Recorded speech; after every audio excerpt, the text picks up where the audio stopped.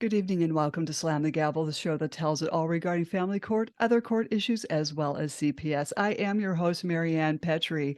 This episode of Slam the Gavel is sponsored by CPS Protect Consulting Services.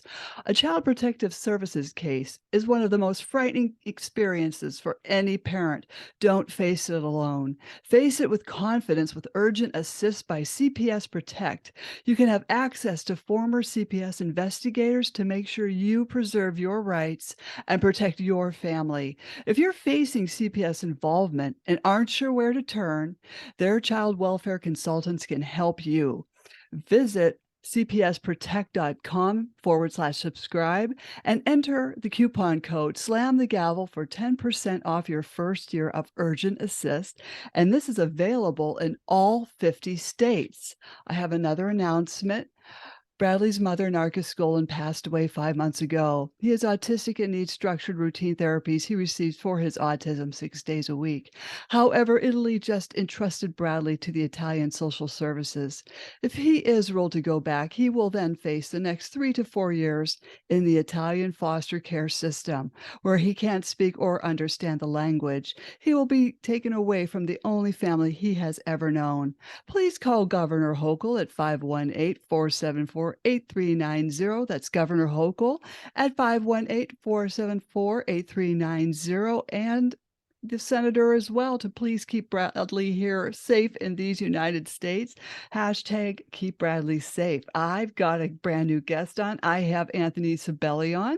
Now we're going to talk about being in the Army. When people screw up in your platoon or company, everybody gets smoked, also known as corrective training, push-ups, blanket party, is what my dad called it. As one or more persons' negligence is looked at as potentially causing future risk of life-ending consequences and the failure of the mission. In the family court, child protection, and divorce sector, individuals who screw up can cause alienation, abuse, and even the fatalities of children and more, and end up getting they're getting promoted and or very little to no negative attention at all, or get even more tools in their arsenal to further weaponize their attacks on children and families. So I welcome you, Anthony Cibelli, to my podcast. How are you doing? I'm doing great, and I want to wish a happy Mother's Day to you and to all mothers out there. It's Oh, great to thank be with you. you on this day. Thank you for having me. Oh, I'm glad to have you on. Um, there's so much going on with this issue of family court, and it's all messed up. You know, I personally would like to see it abolished and taken down to civil court with a six-man jury, and I don't know how you feel about that, but I'll let you answer on that one. But there's a, I mean, this is a great issue to talk about. Sadly, it's not a great issue. No issues are great. Mhm. But right now, I believe that someone's going to need to impose specific monitorships against various agencies and municipalities, whether that be the federal government or the U.S. Attorney's Office or the New York City municipality or the NYPD. There's a lot of things that are getting overlooked because it's not to the benefit of the proprietary and pecuniary functions of the city. Um, there's a lot of issues in how that the city affects family court as well. But the egregious dishonesty that we have and the reckless disregard for any equal protection under the law or any respect, morality, or dignity, it's just off the charts how ridiculous it is. And just like Roman Brick, when you had him on, a great, great speaker. He's one of my favorite people that I've found in this. And I was so happy when he started speaking up. Mhm. He told me like I was quiet for several years and and he encourages everyone to do that, and that's what we need. Um, but yeah, the need for accountability, I think, really needs to be done through some sort of suit imposing a monitorship. Um, like for instance, this week I will be filing an injunction against New York City, so we can try to change their policy of maintaining a police precinct footage for much longer than 30 days. And that's not an anti-cop message or anything. I mean, if people actually like the cops, they would actually like this. It would reduce police brutality. It would reduce lack of equal protection under law and actual preservation of evidence issues for people who may have been injured, whether it's through an intentional act or an accident. Mhm. And it's something that's very pragmatic. I don't think it would really be much more. I mean, it's not going to take up space. It's just electronic storage on a cloud. Mhm. So it's not taking up any physical space, even though the city says they have 100,000 properties right now that they may be putting homeless people and migrants into, but Mhm. it's not going to take up any physical space. And it's important. It's a necessity. And, we need to stop these acts of plausible and culpable deniability. Not everything is wonderful. Mhm. And sadly, family court, child protective issues, and the court system in itself, and the whole civil side regarding domestic relations law, foster, child welfare, neglect, abuse, divorce, domestic violence issues, supervised visitation, all these Uh-huh. things are totally being weaponized just for the sole benefit of the stakeholders. Mhm. And there's a cop recently in the city is disclosing, who's the CFO for Safe Horizon. It's a judge's husband, and they just have a different last name. And I mean, when you really look into these people, and I mean them no harm, but you would at least hope that they would at least police themselves up. And at times we see that where they remove someone or indict someone, but it's always for like a small, nonsensical, minor thing compared to what we know they've been doing in all the times in off, years in office. But we need accountability, and there's different routes we can go, Mhm. and that's what I want to see people unite on in supporting one another, but advocating just for accountability, not feeding into what they want us to say as they manipulate us on our personal and emotional experiences and make us indifferent to the different experiences of others, which is what I take interest in because when you're planning on succeeding and completing a mission successfully, you can't just have one plan. You need to have contingency based thinking, and that's very important. So that's my spiel about that. Um, and currently, Child Protective Service Agency in the city, New York City Administration for Children's Services. I can speak for myself and on behalf of others. These people that work there, these people's not a racist statement. When I say these people, that's these people at ACS. I have to make that clear because they said I've taunted them and said racist remarks to them just because all the people that I had to deal with at the time happened to be Black. We all happen to be whatever we are until Mhm. we want to change and identify like whatever they want to do today. Mhm. But that's how I say we happen to be. So like just my experience with these individuals, the child protective workers, was frightening. I did my best to defend myself against their accusations of me that were totally mischaracterizing my current and present situation and whatever recently may have happened, what they were investigating. I did admit to what I did do, which was very different from all the things they were saying. And, after that, I was committed to a psych ward. Mhm. And they made it seem like I had imaginary friends and all this nonsense and said things about my therapist that I like hang out and drink with him at his house, like all this nonsense. And all these things that I could refute so well with records because I've been taking care of my mental health. Years ago, the greatest thing when I got out of my release from the Metropolitan Correctional Center, the best model judge that I've ever seen. We should clone him. Mhm. Judge Harold Bear Jr. was a federal judge, great guy. He actually was in commission standing up against corruption, the Mullen Commission, a great guy. And he was a judge that once he found out anything, especially like for family court, he would have been great, a great model judge because he's receptive to what's being stated or brought before him. And especially if he sees that an attorney's been silencing you or, concealing you from actually having an engagement with the other side, like that could expedite the litigation process, that could get you free, it could move you somewhere, you could get more access to justice fairer.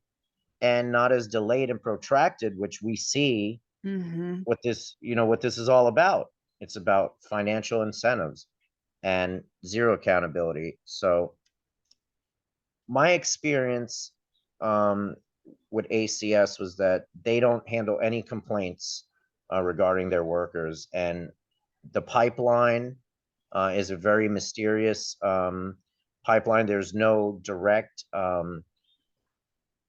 specific details on what to do in the city. They refuse to comply with FOIL requests. Uh, I've submitted many, and one of them has been extended like for so long, just keeps getting extended. And that's because I spoke Monell Doctrine language to them regarding, I'm asking their policymakers to turn these materials over to me regarding, policies, procedures, practices, all of these things. And they're just like, go to the website. So I'm like, no, I want you to send it to me through any transmission. I just want to know it came from you Right. because you can't get in touch with anybody. And even when you make a complaint against a worker, they get the complaint and call you up and say, "Oh, you made a complaint about me? Well, I'm investigating a case closed." And that's the person who's thrown you in a psych ward. So even, and lied against you, and then don't include these things in the petition Mm. at all, so that it just looks like you're making some stuff up while they're actually helping destroy your family because you had an incident and their investigation was tainted because they were hanging out there with my ex mother-in-law before we even got there, and she had met with them another day where they made up stories about me. And while we were on the way there that day, October 5th, 2018, my mother-in-law is calling my ex-wife and she's telling her, do you want me to bring the baby to ACS? And I was like, you better leave him where he's friggin' at, because that's where they take babies. And he wasn't even supposed to be with her at that time. He was supposed to be around the corner. But then when we got there, she's there and she's already waiting there. And it was so crazy. Even at times in the court, I had to offer proof and get my mother in law kicked out of the courtroom because they would make references to me not coming there with my wife when I drove her there. And they make it seem like I came separate or later because they detained me, which they should have never did for about 2.5 hours. And who knows how much longer she got there before we got there, my mother-in-law. But when I met these people, they accused me of kidnapping my wife and child, rape, all sorts of stuff. And then they also mischaracterized my former conviction. And now maybe they didn't have total knowledge or whatever. But the way that they were accusing me of like presently committing offenses that have been pastly adjudicated over 10 years ago, Mhm. and I'm just trying to say, no, hey, you got it twisted. Like that was long ago. Mhm. And Mhm. now I became a father. You see, my child's 18 months and they don't want to hear it. And they just call you liar. And, these things that they accused me of, like strangling my mother in law. I never did that. But she did say one day that I choked her from 15 feet away Mm. because my wife was leaving with me in the car. And she was saying, if you go with him, I'm not going to leave you anything when I die. Mm. And, so I just believe I totally got set up, and, I have no bad blood against my ex or anything like that. But what I'm encouraging now is a lot of parents that have been forced to hide behind lies of attorneys, child protective workers, and such, to really come forward because it's not beneficial for children to go through this. And once your court's done, after 3 or 4 years, shouldn't the problem be resolved? Mhm. Mhm. And I mean, but then no one wants to go back, and then they blame you Mhm. if we got to go back, but you're withholding the children and you're hiding behind the lies of individuals that we all know are untrue. So that's currently my situation in a way. And I'll stop speaking in a second. Sorry. No, you're I just have fine. You're I fine. feel so like I recently received 5 transcripts for the sake of my appeals. I have two pending right now. I have to prepare the brief. I just got an extension. And these transcripts have always been withheld from me. Now, I'm not going to blame it just on these 5 transcripts, but 2 of them are essential to me going anywhere to show regarding family court perjury and aggravated perjury made against me. Mhm. And one of these dates, and why it's one is because I wasn't aware of what happened in the ex parte proceeding. So I Mm. didn't know that this lie was actually created in this ex parte proceeding. I thought that it was created later on in someone's testimony, the child protective worker, regarding me throwing a brick through a windshield at ACS, where guess what? There's no cameras there. Mhm. And guess what? I never did it. So they could just make stuff up. Oh, And yes. this is what they're going before judges ex parte. So now I had beat that criminal case representing myself too. And that was the thing is there was no mentioning of a brick in the criminal complaint. And I was just like, what the hell? But recently I got the date of my first appearance, October 9th, 2018 in family court, which I've requested probably about 30 to 40 times in the past. And also my advisor has, and they never wanted to give it to me. And I mean, this shows that post, the ACS investigation where they threw me in a psych ward, and this is like a day or two later, I'm getting out to go respond to the petition in person in court. Um, they had numerous lies deployed against me, and one of them was just so silly. And I mean, looking at it from a perspective of not having filed a defamation suit or slander suit, um, like having a past criminal conviction uh, misrepresented against you for a leg up to twist something, bring discrimination, bias. But the whole thing is if I'm there in real time saying, hey, that's not the case, the judge should really be receptive to that. But because you have your assigned counsel, who a judge actually runs the organization through the court at the time, and actually is representing litigants at the same time being a judge, and it's this little tiny out of law school Mhm. little young attorney. She doesn't want to speak up, so I'm like tugging on her sleeve. I'm like, hey, this never happened. This is all nonsense. Mm. Um, but yeah, so they mischaracterized my past criminal conviction against me and made it seem like it was currently being adjudicated in court, and like, or it was like a recent criminal matter investigation. When days before, ACS was making it seem like I'm currently committing these offenses.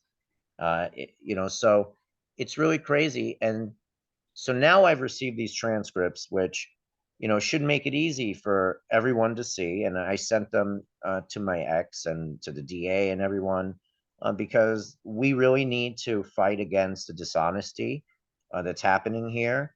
And we obviously, people don't want to talk about this stuff, but we have to. And Mhm. here in New York, over like, it was about within the last 2 years, there was this commission regarding the judicial law. It was Article 15A, Section 499. And this created a new body that was supposed to investigate complaints regarding misconduct of criminal prosecutors. And I liked it because they actually made reference that the Attorney Grievance Committee was ineffective and backlogged, which, that's always their excuse. Mhm. Um, and within the giant budget, you would think that they would have more investigations going on, but why would they want that? They don't want to have any reason to address what's going on.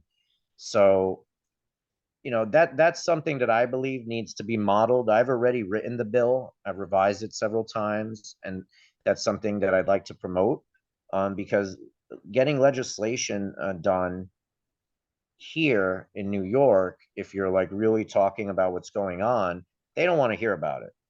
And I mean, I can speak that for both party lines, people that daily, other people I know and speak with a lot are currently appearing in photos with them and everything, saying how wonderful they are. And, come on, like, we need to talk about these things because, one of the things that upsets me, and it's not that I have this major ego or anything. I mean, who am I and why should my ego even matter? Mhm, I'm just friggin' kind of ticked off that no one gives a damn. And, we just keep throwing more money into things, keep this lip service of duping people, mhm, and also exploiting people, through their good intentions. I also like to call it useful idiots. And, and it is kind of offensive to some people, but I really don't care, because I would never want to contribute to a problem, especially after the problem's been exposed. You don't want to keep pouring salt into the wound, and that's what goes on a lot. So I mean, just the current state of affairs here is just horrible. It's like anytime a child dies, and I'm not trying to, talk bad on any people's efforts. It's just more focus because there's zero focus besides us. But guess what? I believe that I may not have credibility because of either accusations against me or my past criminal conviction.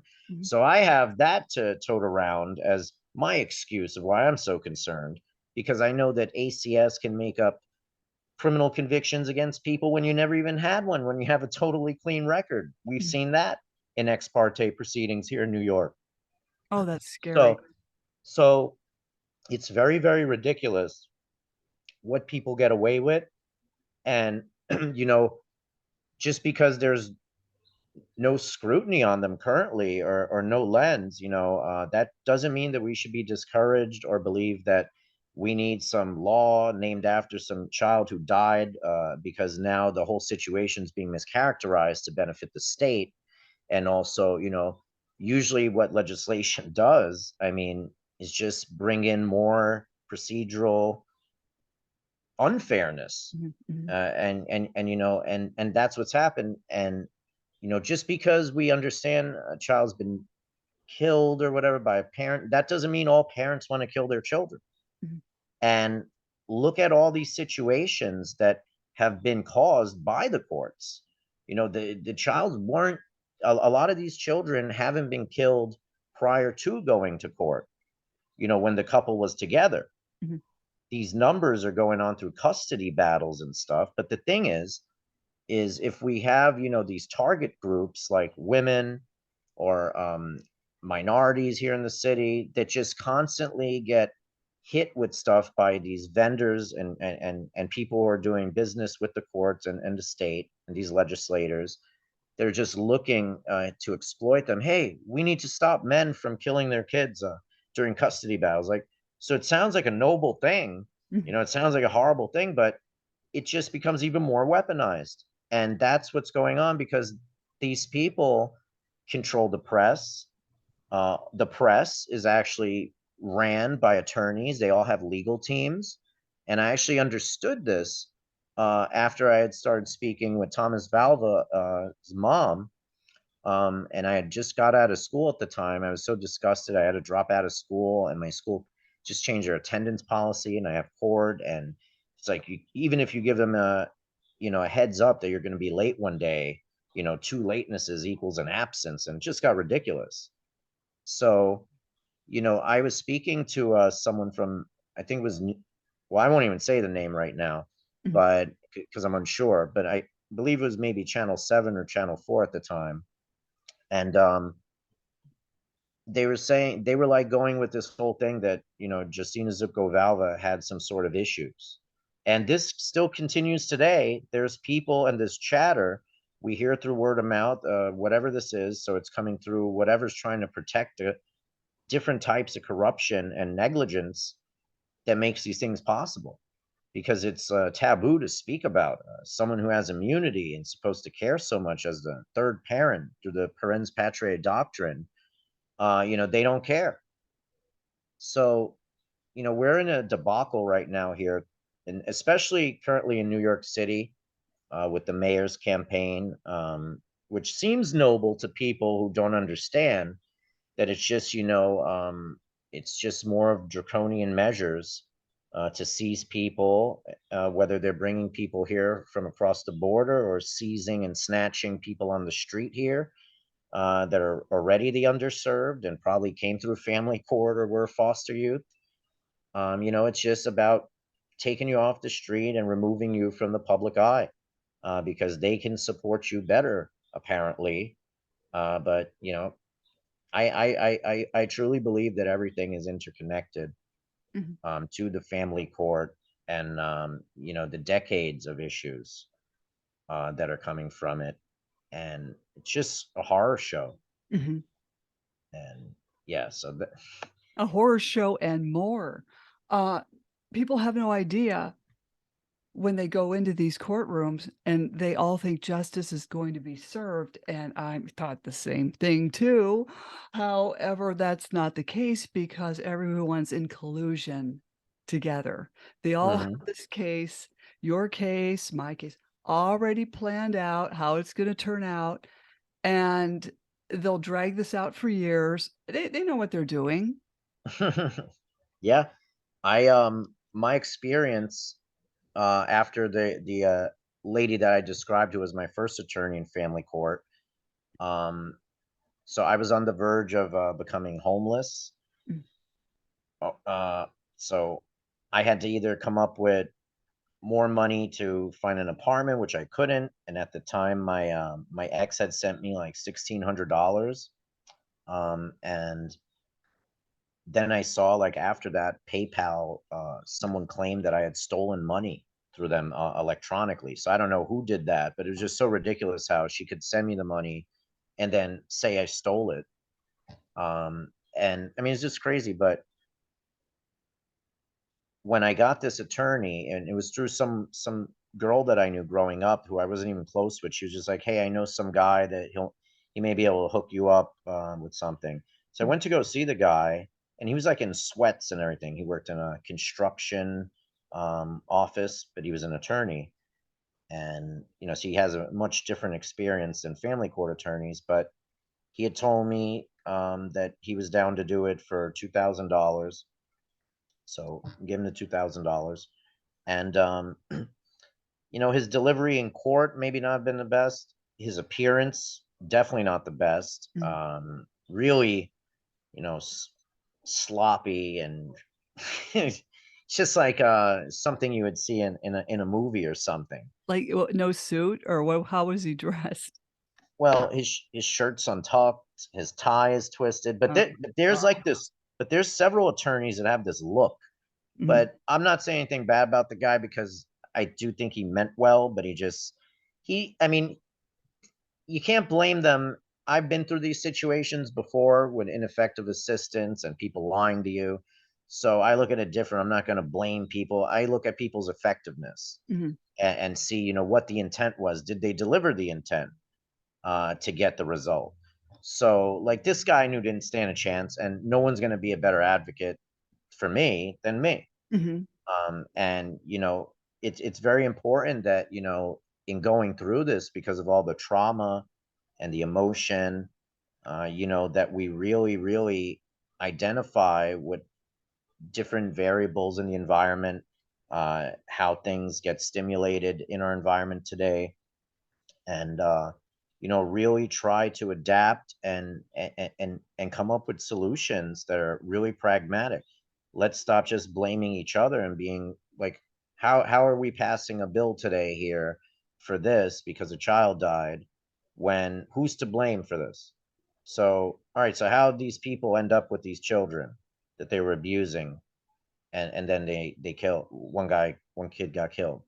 It's like, who gave this guy the authority to have these children in his presence? mhm, And I don't care if it's a man or woman, because I'm not speaking about a specific case with this, even though it sounds a little bit like the Valva case. But these things are happening, and then they just re-victimize all of us mhm, that are familiar with this, because there is no fairness. mhm, And some of these new attorneys, especially law students currently, prior to taking the bar, really need to understand what they're going into. And I know that there's a lot of opportunity in all this new world exploration and diversity, equity, and inclusion. It appears that it benefits or wants to push that it promotes to benefit specific classes, but all it's doing is causing more divide. And it's just the nonsense that we see. It really agitates me when I hear that the NYPD is being investigated by the Department of Justice, but then and it's a unit that I'm familiar with that have dirty cops that fabricate reports against parents, and a parent that's going in to see them because a cop called them about something may have happened to their child today, then speaks with them, and then it's just bad police work, misrepresentation of what's actually being said, which is a huge issue when having interactions with any of these people that work at these agencies. Mhm. And that's why it's important to record them, because they like to misrepresent stuff. And what we see happening is like, it's just these soft targeting, so that people can walk out the back door and retire without any issue. So, they'll make it a gender bias and racial bias investigation by the Department of Justice because they receive complaints from, but even though those complaints may be coming from people who are women, or or black or Latino, like that, there may be validity to that. Mhm. Absolutely. Because that's the local populace, the majority pretty much of who would interact with these people on a daily basis, working at the special victims unit Mhm. in Harlem. But the thing is in knowing of how these people affect many cases, and it's all tied in. It's so you see the collusion. You see like these Safe Horizon and child advocacy centers. And I'm not saying that all the people are bad or anything, Mhm. but there are issues in all of them. They seem benevolent, but they have an arm of investigators, which include child protective services as well as police, that they borrow from the local police force. And they want more of these. And these are also being intended to be places where they can be the only places where children are examined for sexual abuse. There was Mhm. a bill a few years ago by a senator and an assemblywoman. I remember the name was Solanges, the assembly person, but they were trying to do that. I don't know if that passed or not, and it's all about control. Mhm. And just seeing how things get misrepresented here is just really, really bad. I recently had a judge, federal district judge, tell me that I'm seeking a roving warrant against corruption in New York City because of other agencies' lackluster performance. So that's a compliment. I may be the former convicted guy, or the alleged guy with imaginary friends, whatever you want to say about me that's untrue or true, whatever it is. But even if you are a parent, like Justina Zubko-Valva, Mhm. right? Of Who's a victim and a witness of this type of corruption, where the only perpetrator was not Michael Valva and Angeline Polina, but it's these other people, whether they're intentional acts or their failures, or their intentional acts not to investigate, because we have a huge issue here. The executive branch does not want to help people that are being lied against in court. And it's a civil matter. That's what they tell you. We have no manpower. There's no funding. Sorry. You just need to find a good attorney. We have to presume everything that's happening is true. Then you talk to them, they say, oh, yeah, we get family court judges making referrals for perjury charges all the time. Oh, yeah, well, when's the last one you got one from Joan Piccirillo? you Mhm. know? So it's crazy. And when we look at how everything's being ran as an enterprise, that explains a lot of these anomalies. Some of these judges, especially like the judge I just mentioned, my judge Piccirillo, she was actually omnipresent on the court system's calendar. Hmm. Um, she has like 5 titles, and she's operating at the same time. So she's definitely a multitasker. But I want to know what's going on. Are these things, just getting talked over the phone? I mean, there's a lot of people in minority in minority communities, and underserved women of color, especially with domestic violence issues, that their attorneys just milk these cases or Mhm. they don't help them at all, and they don't even get to be present on their virtual court. They don't even want the people to be there, the litigants, whether they're a victim or the perpetrator, and who knows what's going on. And that's the thing, is that the court system, especially with people on the edge or going through any conflict, they're making it so much worse, so much. And it is just ridiculous what can happen. I mean, even if you did do something like myself, which I didn't do anything that was super outrageous. And it's like I'm not saying that I'm not responsible for my actions. But when I say I was set up earlier, is like about through like acts of instigation.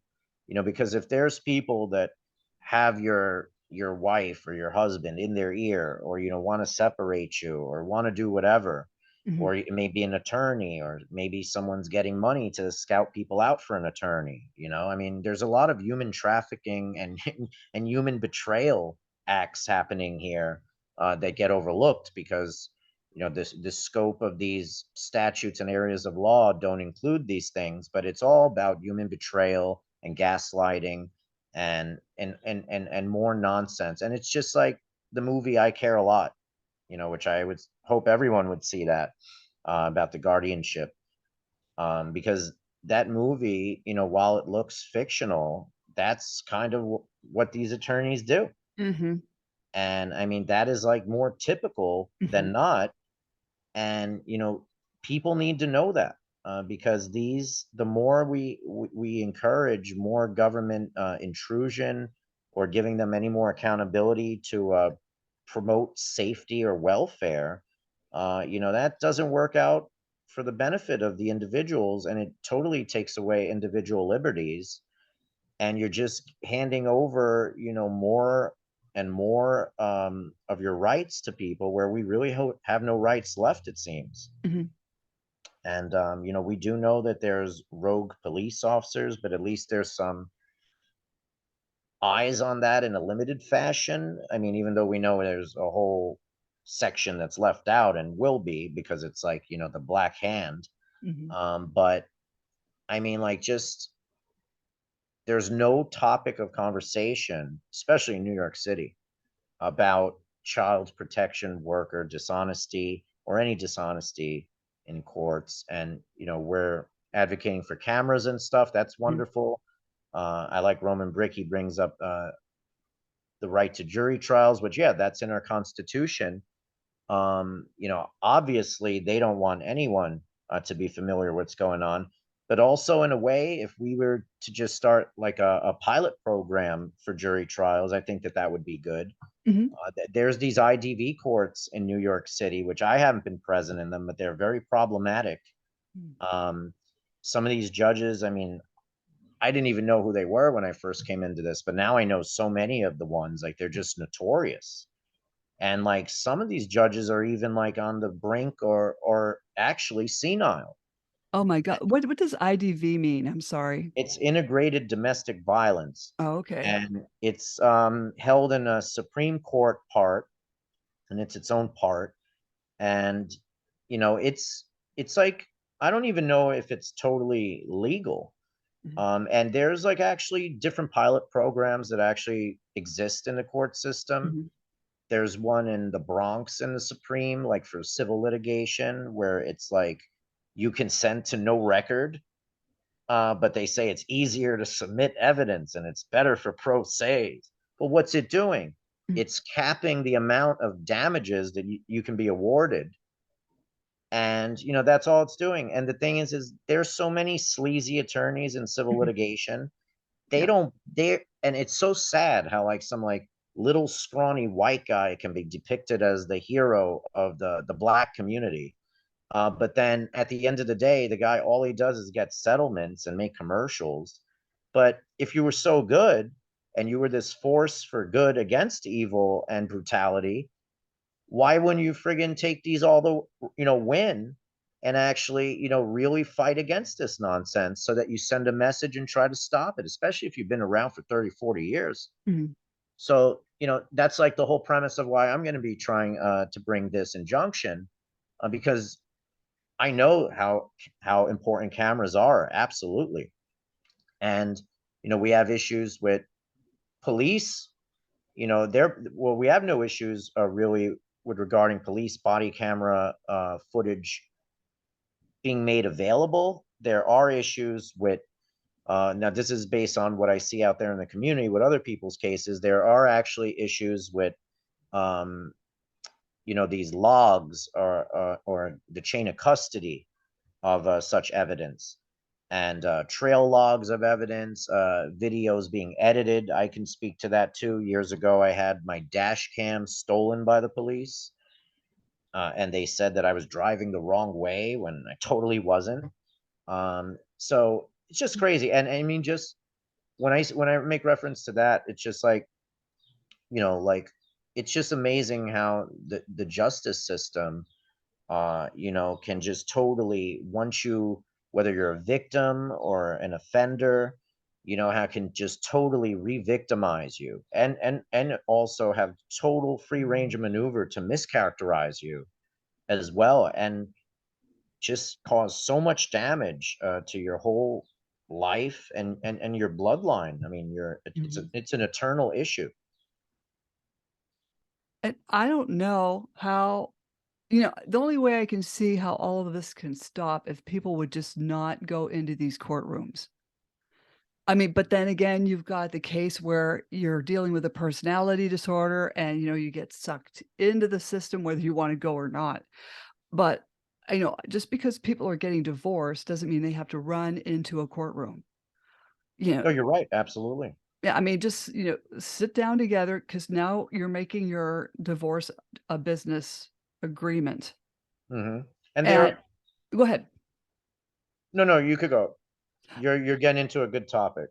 Okay, yeah, because, and you can write up a settlement even using the same attorney, or if you wanna get 2 if you really wanna pay for 2 separate attorneys Mhm. and, just don't let them start, stirring the pot. You just wanna say, "Well, this is what we wanna do. This is how we wanna handle the finances. We will not let any third parties interfere with our co-parenting agreement of blah, blah, blah." And, who's to say what would happen 7 years down the road if when so and so remarries? I mean, they could marry, look what happened to me, perfect example. He marries a whore of the court, and suddenly I'm sucked into the throes of family court. So, I just wish that was in the agreement that I could have pulled out and said, no third party interference, you know? I don't Yeah. know. No, I mean, if we had really noble people, there are a few attorneys. I mean, most of the ones that I find, it's like they're like on the brink of retirement. Just Mhm, have conversations with them about, some of these local judges that we know are really problematic and mhm, are responsible for the death of and abuse of children, which is totally egregious. mhm, And this we can. So I'll go into that, and then we can talk about the opening thing with my statement regarding the corrective training. We'll tie it all in. mhm, Is like just like the movie I Care a Lot. Trusting being a fiduciary. Having the fiduciary role, that person's supposed to have your best interest. So yeah, what you're saying would be great if we had like, decent attorneys out here, and I'm sure that there are. And that would be so good to diffuse the situation, especially like these ones that can be mediators as well. But really, like when you see the how it's getting worse, and when it's these third parties, from the local municipality, all it is to keep these orders of protection going and also create them. I mean, now I'm not saying that things didn't happen. I'm speaking about various cases now, where an incident may have happened, where someone did this or that. And I'm not, uh, you know, advocating that domestic violence is good or any of that. It's horrible. mhm, But the thing is how this is being utilized. It should be more criminal. And when I say that is like there's more fairness to the Mhm. whole aspect of it, and seeking the truth. It's more inquisitive into the truth, and that doesn't mean you're going to get the truth. Being of who's dealing with it. But the thing is how everything is getting manipulated, and for the sake of just protracting things. And I mean, during COVID, we know that they blamed COVID. They utilized COVID to expand this virtually, sell it as access to justice. That's how they promoted it. That's what the National Center for State Courts promoted it as, with that famous video, the lawyer cat on Zoom. Mhm. I don't know if you saw that, and that's how they promoted it. Where Texas, even though that's a very problematic court system as well, I know I've heard a lot about it, Mhm. but they actually have like a whole YouTube channel. And at times I've seen proceedings live there. They just don't record these uh these videos to the channel, even though they have a few videos. But when I had seen it, they were showing live proceedings. So, that would be something that we need here. In New York, we have the First Department appellate division that's streamed on YouTube, which I watch frequently. And just as background noise. And here in the second department, which is located in Brooklyn, it's just on a close circuit TV in their little area in the building, right next to the bathroom. Mhm. And well, it's actually a meeting space. I should characterize it better than that, but I mean, I'm trying to sound more derogatory based on who Yeah. we're dealing with, because there is no access to justice here. It's just access to funding, to people, to exploiting people in vulnerable situations, and then narrating their lives, and just creating all these artificial events for families. Mhm. And then, I mean, whether you get broken up or whatever, just all of these possibilities that shouldn't have had to happen. And, it's very obvious that the government and the politicos, and especially the people behind the scenes in politics, which I'll tell you right now, it doesn't matter who's in office, like these faces. It's the people that run local politics. Mhm. And right now, what's happening, and I can speak on this because I have knowledge of it, they just run people just because of the topics that are going to be brought up, and it's all distractions. And they could have been all prevented too, these issues, if they picked better people. Mhm. But that seems to be what it is. It's almost like kayfabe. It's like wrestling at this point. It's like a combination of General Hospital and Mhm. WWF. And Mhm. they're just writing the script of what we're going to do as a society. Mhm. um, what are the rights of individuals on the street who may be not having a roof over their head. Being homeless now costs the city probably $450 a night at a fancy hotel. Mhm. Well, we have over 100,000 buildings in the city. What are we doing with them? And Mhm. and I understand that it's all about big money, architecture, design, contracting, all this stuff. But if we come back to accountability, Mhm. and the mayor of New York City, for instance, can Mhm. hear us on these issues of what's happening with ACS, and also regarding the appointment of his advisor, Sorry. his uh, his um his council of appointing family court judges, because in the city they're appointed. Mhm. And Roman Brick had highlighted a lot about that. It's just they don't want to talk about anything. And congratulations to Roman Brick too. He recently got a press card. Yep. So Yep. now, hopefully he'll be able to engage, promptly with these individuals, and start bringing up some really good dialogue, Mhm. because that's all that needs to be done. And Well, and there used to be that I don't know, I think it's still going on, court TV, where you could just turn it on and they'd be showing court cases and, yes. um, I mean, judges' behaviors. I remember watching one, and it went on for hours, but I had nothing else to do, and I was cleaning and was listening to this, and apparently the attorneys didn't have their stuff together. And the judge said, shouldn't you guys be missing your daughter's birthday party because you'd have your work done and we can get this done? And it was like, oh my God, I can't believe he talked to an attorney like that. Just, Yeah, no, I like those videos too. You see that there was one where a judge ran into the hall and grabbed someone. There's all crazy ones. There was a judge upstate here, female judge, and she had gotten like a DUI, and but she wasn't a bad judge. She was definitely someone who became very, very big in the public, mhm, and was criticizing, the overreach just because this had happened to her, which I'm not condoning drunk driving, but because of how they characterized her, she felt affected, and then she started, blowing the whistle on a lot of, how she felt she was being treated, and also mischaracterized because she was someone who was actually considerate of people. mhm, And I thought that was interesting because everyone's got their own background, and we can't know about everybody and their own lives. But it was just important to hear that coming from a figure who had who we see how impossible it seems to have judges even investigated or anything. And, so this lady drove drunk or whatever, and now she's this. Okay, but what about the people that are on the bench and belligerent? mhm, And a lot of these people, very sure, I hear a lot of stories here in Long Island that a lot of them are alcoholics.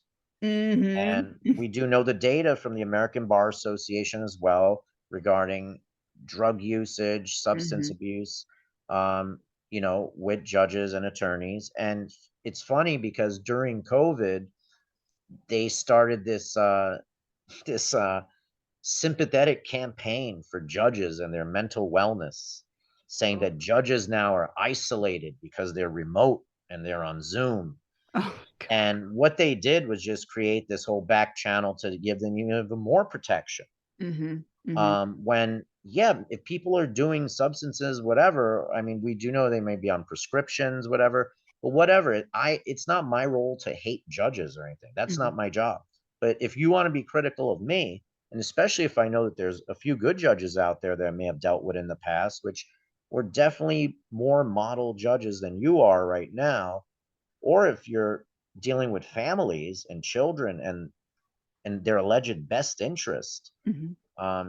doesn't seem like anything's going for any child's best interest if No. people aren't.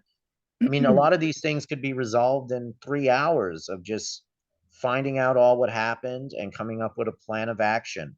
And it wouldn't it wouldn't feed into totally dividing people. I mean, if there is real abuse, especially something sexual, absolutely there has to be intervention and separation or supervision. Absolutely.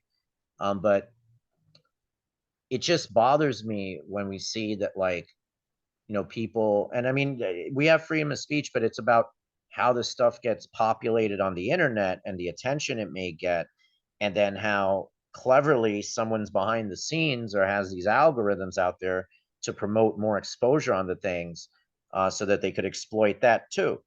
Mhm. Because we're doing a wonderful thing here, and I applaud you at what you do, and allow people Thank to you. come on and speak freely. But the thing is, we need to emphasize the need for accountability, and Mhm, how, the private sector is actually manipulating a lot of information out here, especially on social media. We we're on here because it's such a great tool in being connected, and it offers that so simple. I mean, it's so simple. We can share any content, and but at the end of the day, we know of the censorship that's on here as well, and also the how that ties in with the court system. The court system here in New York, at 25 Beaver Street, it's actually ran by a guy. He's probably going to be watching this, so I'll give him a shout out. His name is Lieutenant Charles Holland, and he's another one who doesn't want to talk to me. Um, and he's never contacted me at all. But I received an audio from an individual, and this individual, Mr. Holland, contacted this parent, and it was actually a father, and he was subject to ACS, making up phony criminal convictions against him in an ex parte proceeding to get a order of protection against his daughter, who was actually getting abused by her older brother, Mm. who had actually assaulted his dad and put him in a coma. He was like this giant kid, it was like a Uh, tween, and yeah, really demented stuff. And because uh-huh. of all the misreporting and everything going on, it creates these scenarios. And it's just really, really horrible. These scenarios that are being created out of this system. Mhm. And if you truly care about families, whether that's the members of the public or a judge or whatever, we really have to be inquisitive and find out the truth, and use the great power of freedom of speech, freedom of assembly, press, and also on a judge's end, the freedom of all the broad discretion you have to find out what the truth is in this matter, so that you're not, and it's not that it's just on you, but you're not allowing overreach to occur. Mhm. In my situation, my because of the bias that was brought against me initially, and the mischaracterizations, um, I was actually failed, because the judge left me despite my what I was reporting about what had happened to me. And I mean, I know that my ex-wife totally knows about it because I have her recorded admitting that she had undergone the same similar encounter, even though she was seen prior to me, but that they had made her, they told her that I had explosives and firearms in the house, when that's not the case at all. And that was something of the past before she even met me that she knew about on the second date. And she also worked at my school, my ex. She was a teacher at my high school, but I had gone there 2 years before she attended there, teaching. But that doesn't mean anything happened between us. That's what people like to assert when I say that. But these individuals in child protective services, they just made the situation more inflammatory. They even accused me of not going to the high school that I went to.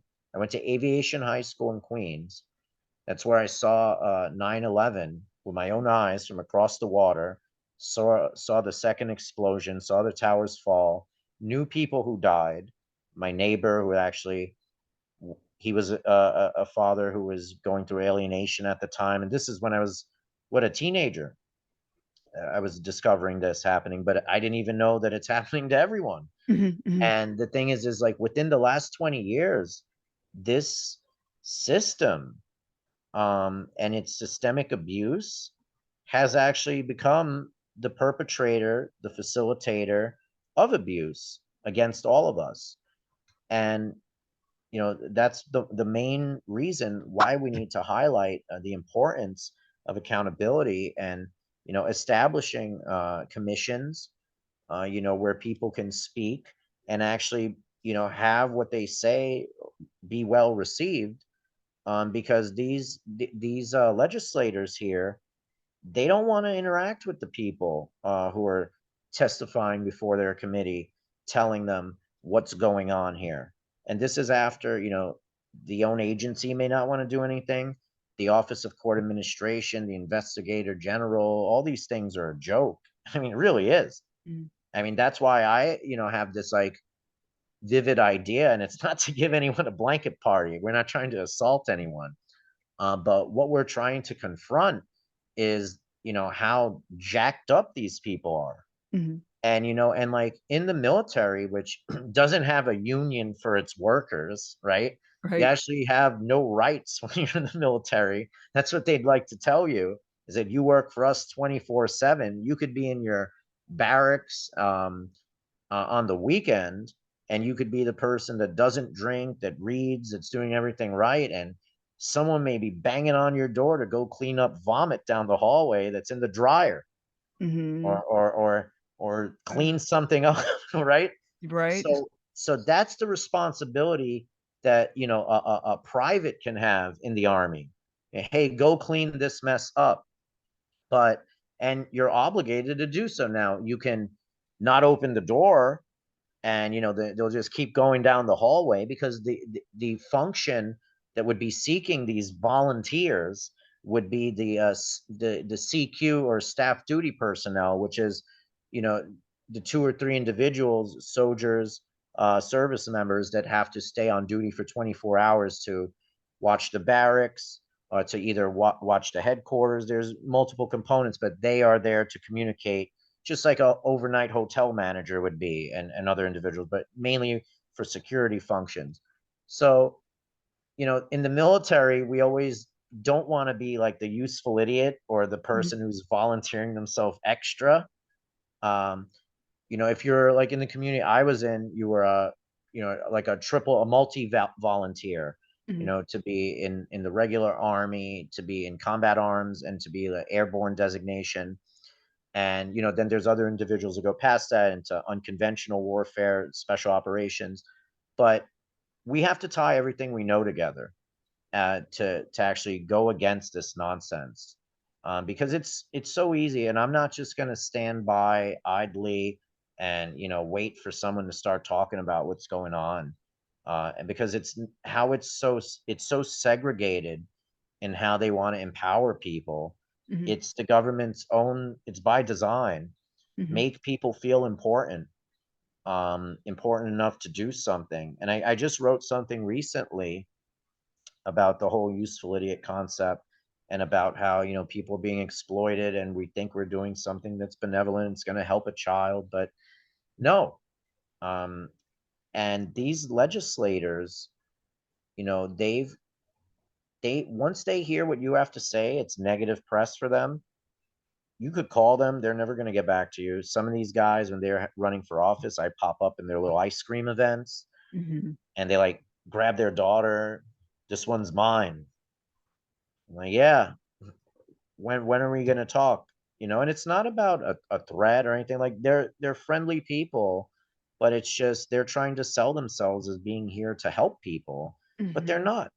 And that's the thing. If we're going to continue to promote people to run for office, or cast our vote out there, we have to put our eyes on the people who are running politics, Mhm. and those are these consultants. And they're pretty shady people, Mhm. and connected to the local black hand and stuff. That's pretty much how it works. I mean, I gotta say it. And I mean, we recently had this hearing on mandated reporters, called off multiple times. And I know Roman was involved in sending them correspondence, so was I. They asked for special accommodations. I said, yes, I want the direct attention of Mr. Hevesy, as he's failed to, uh, provide contact back to many of the people who have appeared before him. Um, and it's just very interesting how some people have, this unfettered access to these individuals, whether they're running for office, or once they're in, or incumbent. It's like they're being managed. It's like their agent.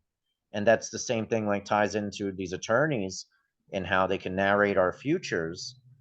And at the end of the day, I mean, until we can confront and be receptive to what's being said, and offered in exchange and dialogue, and be human, and have dignity and morality, we're just all playing make believe. Mhm. And that's why I think that we really need to stand up against this issue. um, I call it the End Perjury in Courts campaign, but some people want to criticize it and think that I'm trying to allow perjury by repealing what seems to be already repealed. Mm. If you ask me, I mean, it's just the amount of false testimony being offered in court that I've not only experienced on my own, but that I have knowledge of, and have heard and seen and read and seen different, and that's the thing, is like, out of court statements can be, mischaracterized before the court, and whether it's in writing, in a petition, or an emotion, and also through testimony. But you can have these events recorded, and they don't want to be receptive to the truth. Mhm. It's right there. It's unadulterated. You want your experts to get on it, your forensic audio or video expert, have them have a look. Has it been edited? If you Mhm. care so much, this is the unadulterated truth. This is what happened. Here's multiple angles. That's it. Mhm. And I mean, if we're just going to play make believe in all these cases where such horrific things could be said with no proof, or you deny the person to show their proof, Mhm. I mean, what is this justice system? And it Mhm. shows that it's not justice. I don't even know what we can characterize it as. It seems like it's a sinking ship Mhm. that's staying afloat with just more funding. Where's this stuff going? And at the end of the day, people need to understand more into why it's probably functioning this way. And I'm not a big financially capable person. Now, when I say that, not only am I not in the best situation financially, but also having such knowledge of this stuff. But it's all about how the structure is being maintained and operated, and for its image, and that affecting the bond market, Mhm. uh, the insurance rate that the municipality is getting, as well for its workers, and protecting that. And if we look at like how they bring up the police brutality, and also like some corruption that may have affected people where they were wrongfully convicted, now that brings funding into the conviction integrity units here. That it sounds like a noble thing, and I'm happy that people who were lied against are getting out. But we're currently lying against people in courts knowingly, and it's not wrongful, it's intentional. Mhm. And it's just we're playing make believe. And Mhm. here the DA can't help you. It's a civil matter. It's not. So it's all nonsense. And when I was going to the ACS, well, I'd gone to ACS to have them investigated. I made in multiple complaints, and they have different offices. The Office of Advocacy is one of them. So nothing's done with them. So then I went to the Department of Investigation. And now the Department of Investigation is ran by New York City, but they also have a very close relationship with the Department of Justice, that being the local U.S. attorney's offices. Mhm. And now they have about, I'd say, 740, 50 employees currently at the Department of Investigation. But when it comes down to an issue regarding child welfare workers of ACS, it always comes down on two individuals. And those are the people that, you'll just never find out why your investigation didn't go anywhere. They'll just say, "Oh, sorry. Yeah, we didn't see anything. We're use it for intel purposes." But then what happens? And this has not only just happened to me, Mhm. it's happened to several individuals I'm aware of, and more it keeps adding. Mhm. Um, they then go communicate with the people. Now they already may have if they actually were investigating, but I can't speak for what they're actually doing besides what I know they're not doing, Mhm. because they're not effective. But then they somehow get in touch with the people who you complained about, and then the people who you complained about can report it in their investigation notes. Now, this is the ACS workers, and say that you told the Department of Investigation some stuff that you never told them. And I recorded the whole thing, which I can tell you, they put me through a very rigorous search Mhm. when going into their little interview room. And this is like right before you walk into the room. And I had a pen recorder. It's 57 minutes long, and they made the. I don't know what they had reported to ACS, but ACS ended up reporting stuff along the lines that I had imaginary friends, Oh. and that I'm either doing so or making believe that I'm in the home with the children. Now, there's only one child that was born. If we want to get real technical on it, the other child was going to be born soon, but that I may have been in the home at night So then that encouraged them to do more unannounced visits, and also make it seem that, I wasn't doing the right thing, or I'm really this crazy person. Ugh. So, you know, i- it's very sad, and Mhm. and the thing is what they're doing is just showing that they're a slave as well, to the system. I mean, because if we can't do what's right, Mhm. then it's wrong. And I'm just very concerned in how these things get overlooked when we have tragedies like the Valva case. And currently the Suffolk County District Attorney Raymond Tierney is another guy that I'd like to have a conversation with. Every time that I've seen him, there's always someone that like pulls him away from me. And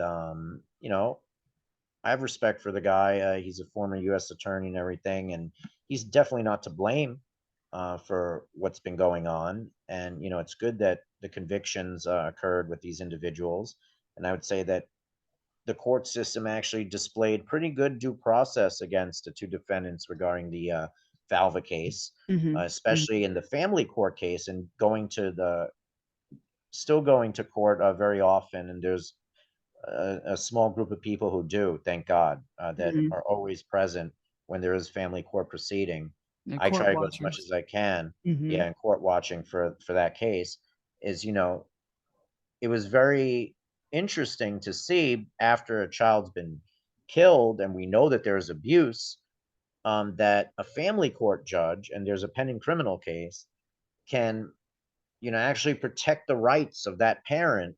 And it's not, but we still have to follow this due process, because if we go against it because he's the abuser and the killer, then the Mhm. people who aren't killing their kids are going to be dealt with as if they're about to kill their kids. So I mean, Mhm. that's what Mhm. they're looking for all the time. But what I'm trying to bring this into is like, there was such a long time that he wasn't seeing the children, and also the his fiance as well with her children. Mhm. So like typically in these proceedings, I think it's 15 or 18 months, when you have no contact with the children, they just terminate your rights. Mm.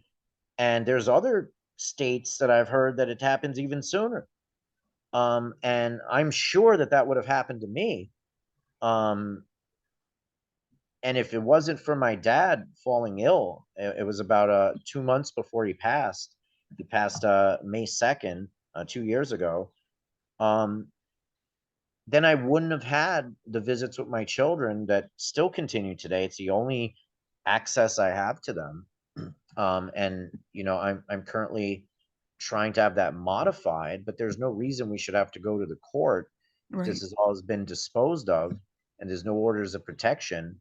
And it's just like, there's so many people that have to jump through all these hoops, but then it's just the people don't want you to see the kids. And in my situation, I Mhm. can undoubtedly say that because this court just acted as an extension of the problem that I was facing at the time when married, Mhm. where I wasn't the problem. I mean, I may have contributed to the problems or responded how they wanted me to respond, but I think I may have even lasted longer than a typical person would have, because of how ridiculous, no boundaries at all whatsoever.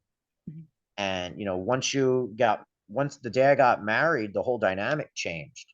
Mm. Like, I'll do an impersonation. Um, so what's next? Like, well, we got to have a baby shower. You can't get a baby shower. You got to pregnant before you get married.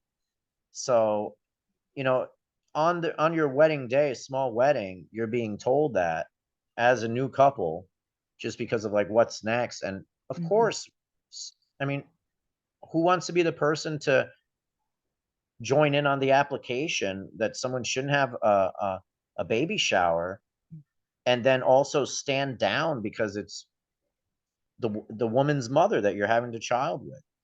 Like, so what are you to do and not to do in that situation? Did I do wrong for standing up for the idea of it? Like, I imagined that if I'm going to have a child someday, that it's going to be like a baby shower. I would hope so, right? So it was just like really weird, but I Yeah. had to advocate for what I believed was reasonable and what what I felt was necessary, and ultimately it was up to her, Mhm, you mhm, know, and, so it was just like as that was happening, I was getting, like, pinched under the table, and this is, like, hours after we got married, and it mm, was, like, 2 or 3 days, actually 2 days we had to go because, the courts were, like, so backlogged into getting people married, and then it was around Christmas time. mm, So it's like all the signs were there, but as soon as I was married, and I tried my best, but it was like this whole like no boundary mhm, thing that was happening. And I'm not saying this in a bad way, but it's just like we have to identify these things because I don't want to have people submitted into this industry because they're facing problems, because it's horrible and it's dangerous. mhm, It really is. Um, it really, really is. And with all the campaigns and belief systems and value systems we have going on today with this degraded, immoral society, mhm, it's very obvious that, they're after our children. And the reason why is because there's really nothing else left to focus on. Uh, mhm, mhm, and, if parents such as myself could be eradicated so easily, and then it just whatever they can do to continue to justify it, because I can say that I identify in what's happening in my situation, a very limited basis, is there is signs and symptoms of parental alienation existing, showing that the children have been affected by this, by not understanding that I'm dad, because mhm. you're only seeing me over the screen. Even CPS wrote down that I was the boy on the screen. Oh That's what my they call me. god. But now I come into a present situation where, at the beginning of the calls, my children will call me dad a bunch of times, but then after a few minutes, start just calling me Anthony. Oh, no. And, then so it's like I'm trying to get past all the nonsense. And I know a lot that I don't want to happen to my children. And just because I'm not around, that does, or because I was a minor domestic violence facilitator because I pushed in a door. And, when there was a scream like someone's getting bloody murder, I grabbed her by her shoulder and shut the F up. Well, I was trying to be protective at the time because Mhm, the situation and I'm not condoning it either, but it's like the situation was already presented and supposed to be mutually understood and apologized and apology accepted and everything. And then just because third parties were now exacerbating the situation, to cause harm and division, just like these attorneys do and everything. That's all that was happening. And, so, and I had watched a Judge Judy episode where she said you could push in your door since you lived there. And I've actually brought that up in family court. I thought it was pretty funny. But if you don't see these things for what they are, and even though it's so sad and depressing and disheartening, people have to try to find some comic relief sometimes, Oh, uh, yes. Yeah. because trusting in one person or continuously trusting people as they appear, or having this vision of the next person you're left to trust or put all your faith and hope into, um, that they're not going to deliver. That's the only real person we can trust is ourselves and God at the end of the Mhm, day. It's all we have. And we can always hope, but I implore, the people in the community that are going through this for years, or at least don't have the relationship that they feel they should have with their children, to not weaponize it, mhm, um, and to really, separate yourselves from, anything that may be benefiting those who are, working in this sector. Um, that a lot of these things, I'm not going to name organizations that I've been affiliated with, are like not really helping. And I'm not saying that in a bad way, but like effectively, mhm. given the situation, this is what we need. And it all comes down to accountability. So, There's there's got to be accountability, and it's just not I'm not seeing it anywhere, and, mm-mm. um I know I'm gonna have you on my podcast again because we're gonna continue this conversation. We could go we don't get me started. But, you know, how can people reach you if they have any questions? So I'm on Facebook, Anthony Cibelli. I also do have a website, but you can visit it, but I encourage no one to purchase any merchandise because I actually don't have access to the website right now. Mhm, The store's down. It was just like for some t-shirt and a mug or whatever. mhm. But that's planned parenting .us. And you know, that's I'm still trying to, be more financially capable and establish the nonprofit. I have all the documents and everything. Just I haven't been able to operate it more than just a Facebook page or the website because of, limited funding and stuff at the time. It's hard, it's hard. And yeah, so what I like try to do with that, my vision is that, as long as you brought a child into the world and, without going into the topic of abortion, um, but as long as you brought a child into the world, you should have, and I'm not condoning abuse either, Mhm, but that we, can't just fade away. And it's more, advocating to overcome, the things that aren't being brought up, the elephants in the room, mhm, and really to advocate to protect relationships much better, or at least put, more scrutiny on those who seem to have the interest in our children's lives and relationships with us. mhm. Because at the end of the day, it's very apparent that there's some industrial complex going on. That's what I like to, Massive. Oh, yeah, massive corporations. yes. So s And so you can reach me there. You can also reach me at a Cibelli, Cibelli at protonmail.com. And on Twitter, I am Cibelli, Cibelli, for the number four NY.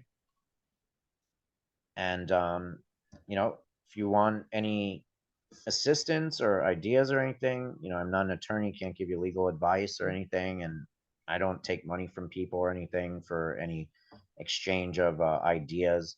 I just implore people that when they're facing these situations, that they need to think contingently and not yes. just one thing or put all your hope or faith into the numbnut attorney who's Yeah, goofing off, right. because it's very it's time consuming, and we're losing time with our children. It's very important, especially in Mhm, the first years of their life. It's very important for child development, mhm, and especially social development. And if you have a broken home, it's not beneficial to the child. And if you are separated and divorced, you should try to make believe that it's not as bad as it seems. If and I'm not trying to say anything bad like there. I'm just saying, like, don't make the issues in front of the children and don't contribute to them. mhm. If you can do that, and make and who wants to give all their money and to these attorneys anyway, right? Like, Right, right. we should resolve everything because we brought the children into the world, and whether we loved each other or whatever, we shouldn't be hating each other or destroying each other or stalking each other or being exploited by other people who are the only ones left benefiting, Mhm, mhm. if we really love our children. Excellent. Yeah, well said. Well, hey, don't jump off. Slam the Gavel's a podcast to help the public understand what really goes on in these family courtrooms. I am your host, Marianne Petrie, author of Dismantling Family Court Corruption, Why Taking the Kids Was Not Enough, and Cry Out for Justice, Poems of Truth. Please join us again here with Anthony Cibelli in the future and other exciting guests. Thank you so much, Anthony. Thank you for having me, and happy Mother's Day to Oh, all thank all you. the wonderful mothers out there. I appreciate it. Thank you. Thank you. Bye.